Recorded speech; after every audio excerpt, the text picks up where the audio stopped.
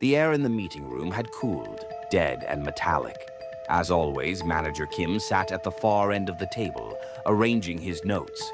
When his fingertip brushed the rim of his glass, a thin ripple trembled across the water's surface like a signal hidden beneath it. He paused, watching it fade. That morning, HR had circulated a new report. Revised policy on memory data management. One line had stayed with him. Access to employee memories requires managerial approval. Managing memories, the phrasing unsettled him, but no one else seemed to find it strange. Around lunch, he rose quietly from the meeting and walked out.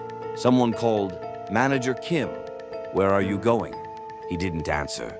CCTV footage showed him entering the elevator, pressing the button for the 5th floor. The image shook once and then the record ended. He never returned. Days later, an internal message appeared. Kim S. Employment terminated. Terminated. No one had seen a letter of resignation. No one asked either. The company always covered its absences well. Lee Hyun was among the first to notice the void.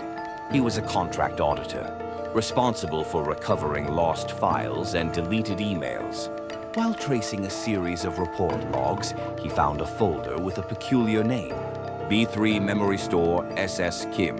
That was when he realized the company's B3 level didn't officially exist. The elevator panel jumped from 2 straight to 4 when he touched the blank space. Where 3 should have been, his screen cursor flickered, as if something inside the code were watching him. That night, Lee Hyun stood outside the building for a long time. No rain fell, yet the air smelled faintly of rusted pipes and stagnant water, as though something deep underground were leaking. He made up his mind. Tomorrow, he would find the door to B3. The last thing he saw before leaving was a pale reflection on the glass facade. A face, Kim's face. The corridor near security was chilled with pre-dawn air. Lee Hyun entered the building during the guard's shift change. Most floors had gone dim under power-saving mode. The elevator was stuck on 2. He took the emergency stairs. The deeper he went, the thicker the air became. The fluorescent lights turned the color of old parchment. Faded signs clung to the concrete walls. B1 Document Archive. B2 Server Room.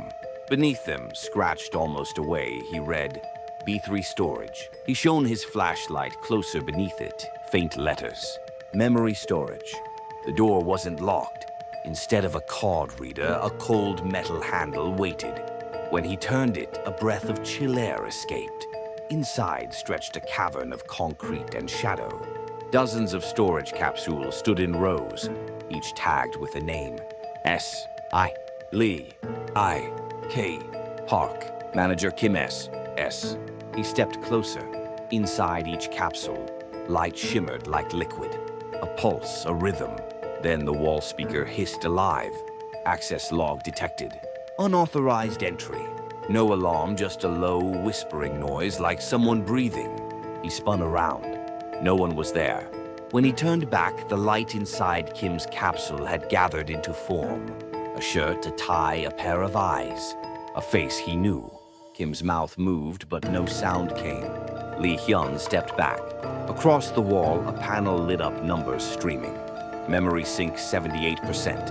As the percentage climbed, the hallway lights flickered. His vision blurred. For an instant, his own name appeared, overlapping on the capsule's label. S.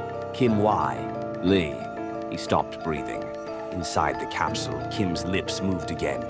You're already here. After that night, Lee Hyun began to notice repetitions. Each day unfolded the same arrival. Lunch, meeting, departure. But his co-workers' faces shifted. The manager who smiled yesterday passed him by today without recognition. The office calendar skipped from September 12 to September 15. He told no one. Speaking felt like tearing a hole in reality. Every night he replayed the memory of B3, Kim's gaze inside the capsule. It wasn't fear, it was comprehension. To follow that expression, he breached the internal database. Project Mindstor log. One entry read, memory is an asset, but an excess of assets becomes debt. At the bottom of the participant list, beside Kim S. S was the note. Test completed. And below that, subject Lee Hyun. He drew a breath and powered down the monitor. Even with the screen dark, a shadow lingered over his reflection. Kim's silhouette. Days later, HR sent him an email. Your system access privileges have been temporarily suspended. Then he understood someone was pushing him out of memory. The elevator still had no B3 button, but that night, when his fingertip pressed the blank panel, a faint light pulsed beneath the glass. B3. The doors closed. The descent lasted neither a minute nor an hour. Time dissolved. When they opened, the B3 floor was transformed. No capsules, only endless monitors reaching to the ceiling. Each screen showed fragments of daily life. The cafeteria, the meeting room, the rooftop, and himself walking through the hall. On one screen, he looked back at him. Sync 94%. A mechanical voice announced completion. He realized then he was walking inside a replicated memory.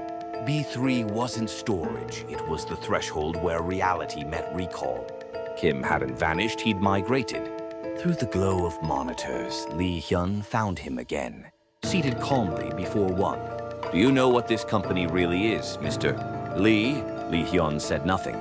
This place is the company's shadow. Everything we've forgotten collects here. Why did you stay? I didn't stay, Kim replied. I was recorded.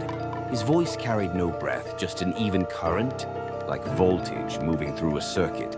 They tried to control it, turn human memory into capital, but someone refused. Yes. They deleted me. Not completely, though. There are always traces in the gaps between data. And Lee Hyun understood. Kim hadn't disappeared, he had remained. He hadn't been abandoned by reality, he had exceeded it. Then what about me? You're caught in between, Kim said softly. When you tried to restore me, our logs merged. That's why I saw you. No, Kim smiled. I called you. The monitors dimmed. The floor vibrated like a living pulse. Numbers surged up the walls. Sync 98, 99, 100%. Silence. He opened his eyes. He was sitting at his desk. The monitor was blank. The calendar read September 12th. Everything seemed back to normal until he unlocked his phone. His name read Kim Hyun. The company directory matched. Kim Hyun, department manager, strategic planning. He felt no emotion, only a faint tremor in his fingers. Then, from somewhere unseen, an old speaker crackled to life. Memory synchronization complete. Initiating new session. He rose slowly. Outside, the tower's windows flickered in perfect rhythm, their lights beating like a single mechanical heart. He closed his eyes. Perhaps nothing had ended at all. Somewhere, deep within B3's darkness, another manager, Kim, was waking.